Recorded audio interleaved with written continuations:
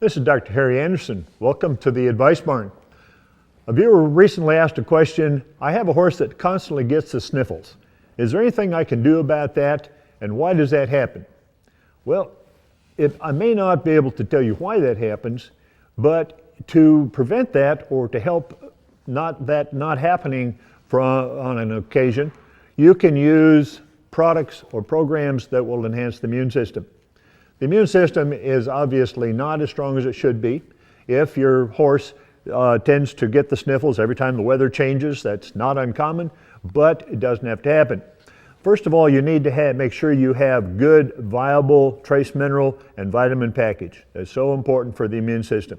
But the other thing is you have to have a healthy gut. Now that may not make a lot of sense, but if you have a healthy gut where everything's working well and there's no trauma or stress in that gut, typically you will have an enhanced immune system.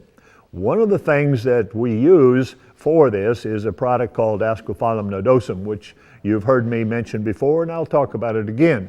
But it's a seaweed that has the properties of controlling the gut environment by controlling the bad bacteria and enhancing the good bacteria. That may be oversimplifying it, but it really is what's happening in the gut.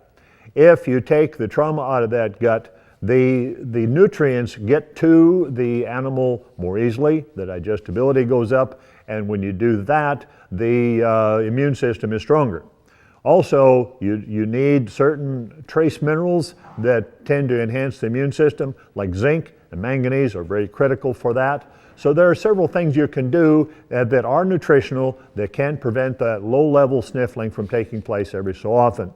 So when you look at your feeding program, just go through it and see that you have all those micronutrients, and you'll have a healthier set of horses that will cause you less stress on you because you're worrying about them.